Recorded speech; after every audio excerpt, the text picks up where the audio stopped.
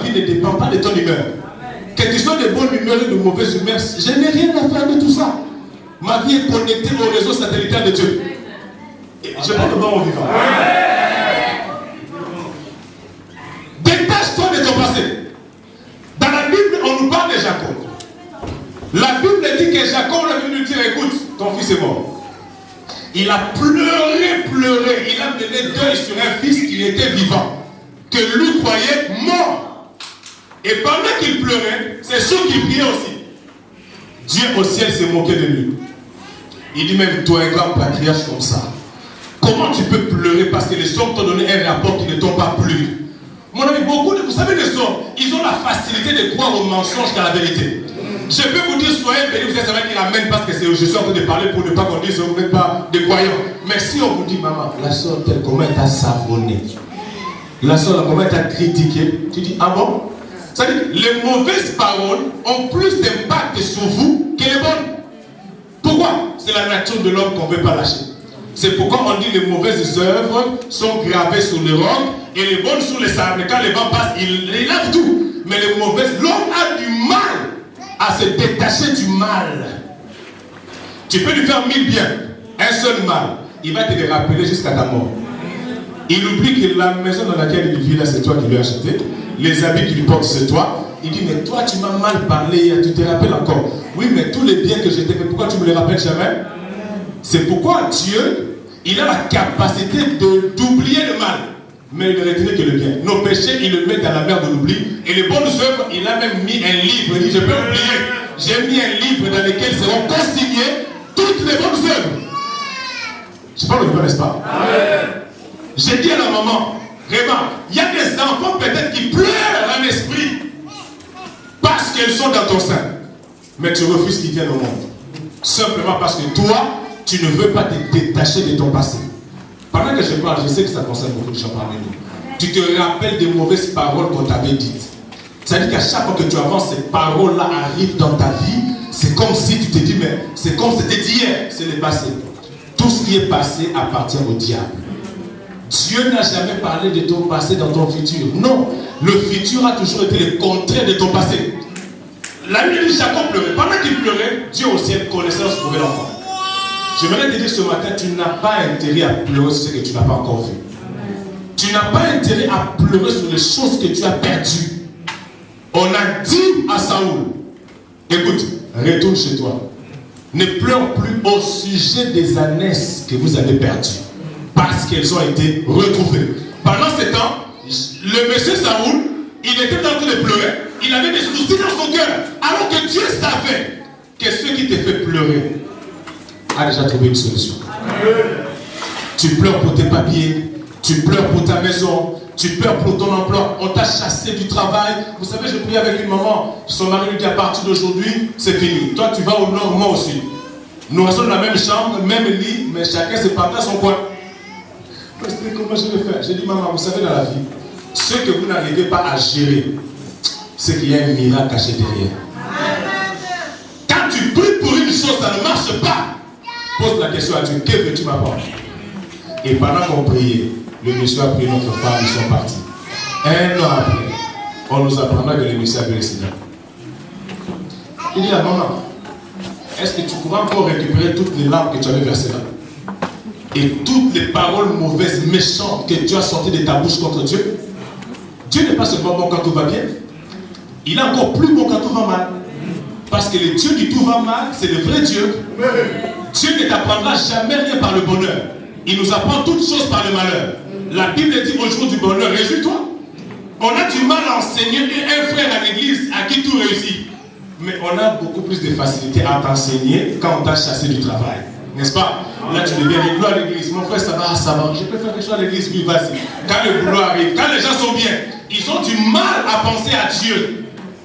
J'ai dit à la soeur, tu vois, tant qu'il pleurait ici, mon mari m'a laissé, où est Dieu dans tout ça? J'ai dit, Dieu était sur son trône quand les gens mouraient à l'époque de Sodome et Gomorrhe. Dieu était sur son trône quand Noé prêchait et les gens ne voulaient pas écouter. Dieu était aussi sur son trône quand l'eau est venue les détruire. Dieu reste Dieu. Il a ses voix à lui. Quand tu perds quelque chose, ne pleure pas pour la chose. Dieu dit à Samuel, Samuel, arrête de pleurer sur Saül parce que je l'ai rejeté. Tout ce qui ne s'attache pas à moi, c'est que Dieu l'a rejeté. Parce qu'il y a des gens, il y a des choses dans vos vies qui n'entreront jamais avec vous dans la gloire.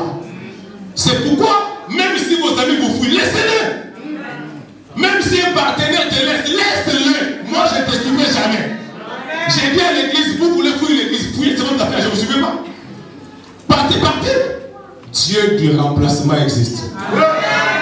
Aussi longtemps que je respirerai, je continuerai de croire au Dieu du remplacement. Dans mon église, tout le monde le sait. Nous croyons au Dieu du remplacement. J'ai dit, quand Dieu remplace, tu es parti seul, Dieu te remplace et Dieu rajoute encore. Parce que tu ne connaîtras jamais la multiplication aussi longtemps que tu n'as pas vécu la soustraction. Je peux voler? Dans le monde, pour qu'il y ait une multiplication, il faut qu'on rajoute. C'est le contraire chez Dieu. Pour que Dieu te multiplie, il doit te soustraire d'abord. Il a permis que Job perde tout parce qu'il savait que ce qu'il aura beaucoup plus d'impact que ce qu'il avait avant. Tout ce que tu perds dans ta vie, n'en pleure pas. Amen. Je reviens à Adam. Adam, il avait cette semence en lui. Lorsqu'Abel est mort, dans la Bible, tu chercheras, on n'a jamais dit qu'Adam, il a mené de. Amen. Il savait qu'il est en vie, créé à l'image et la ressemblance de Dieu. Il peut remplacer le petit qui est parti, comme Dieu avait remplacé Lucifer par l'homme. Quelqu'un m'entend jusque-là? Dieu n'a jamais pleuré. Oh, mon ange qui faisait ma joie, Lucifer, tu es parti. Non, tu pars, tu pars. Lui-même, Dieu, il a remplacé. L'homme est venu et lui est venu jaloux. C'est comme ça que Dieu travaille. La Bible dit, Dieu m'a donné un autre fils en remplacement de celui que Caïn avait tué. Les papiers t'ont tué peut-être ta position sociale. Tu avais un bon boulot, mais dès qu'on a découvert que tu n'as plus de papiers, tu n'as pas de papier. C'est la parole. C'est pas grave, c'est qu'il y a mieux que ça qui t'attend. Je vais te dire, même si l'argent, tu as perdu l'argent. Vous savez qu'il y a beaucoup de gens qui étaient mis en Afrique, n'est-ce pas? Il y en a ici. Amen. Quand tu penses à la situation passée, tu dis, ah vraiment, quand j'ai fui, est-ce que vous fuite? C'est le passé, maman. Tu t'empêches d'avancer seulement parce que tu penses au passé. Ah, moi quand j'étais en Allemagne, c'était bien, on payait bien les immigrés là-bas. C'est la mentalité des pauvres. Tu es ici, tu ne peux pas en Allemagne. Pense à ici, pense ici. Celle que tu as perdue, Dieu peut te le faire retrouver. Mieux que même ce que tu avais perdu.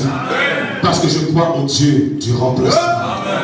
Mais tout doit être fait à ton image et à ta ressemblance. Pour y parvenir, détache-toi de ton passé. Et tu verras le Seigneur opérer des grands remplacements dans ta vie. Frère, ce que je vous dis, c'est vrai. Chez moi à l'église, il y avait une maman qui s'est mariée à l'âge de 60 ans. Son mari avait 63 ans. Tu t'imagines un peu la maman, comment elle avait le goût du mariage. Elle ne va même plus mettre au monde. Mais comment elle avait le goût du mariage. Elle a dit, j'avais fait un peu à mon Dieu. Il dit, avant que je me mette, il faut que... Oh, l'alliance là. Il dit ça. Il a montré à tout le monde, il dit ça, Dieu merci. Il dit, je vais chanter. Bon, il n'a pas trouvé trop d'argent. Il dit, je vais chanter. Ce qu'elle a déjà fait, c'est un vœu. Aux yeux de Dieu, c'est beaucoup. Toi, tu n'as que 27 ans. Mais comment tu pleures pour le mariage? Franchement. C'est comme si on t'avait dit qu'à 28 ans, tu vas mourir. Tu en pleures à plein gosier. C'est comme si c'était fini ton histoire. Non! Tout ce que nous perdons, même si un homme t'a fui, même si une femme ne veut plus de toi, crois que le Dieu du remplacement existe. Peut-être qu'il n'était pas à ton image, ni à ta ressemblance. Parce que ce qui vient va remplacer et ça fera des jaloux. Si ta bénédiction ne crée pas des jaloux, ça ne vient pas de Dieu. Il faut que les gens, ça dit qu'ils murmurent au fond d'eux. Même s'ils ne savent pas comment t'atteindre, mais au fond d'eux, qu'ils murmurent. Parce que même s'ils te maudissent, ils auront un mur de fer qui s'appelle c'est ça la logique de Dieu. Tout doit être fait à notre image, à notre ressemblance. Ne pleure pas sur ce que tu as perdu. Même dans cette église. C'est vrai que tu peux dire que tel frère ne vient plus, tel frère est parti, telle soeur est partie. Ne pleurez jamais sur les gens qui sont partis. Dites Amen bien s'il vous plaît. Il y a une soeur qui vient toujours. Papa, je ne vois plus telle personne. Mais pourquoi tu veux toujours voir les gens là-bas? Toi, tu penses aux gens qui sont partis, mais ceux qui sont venus, tu ne les vois pas. les gens sont partis. Oui, ils sont partis, mais ceux qui sont venus, tu ne les vois pas.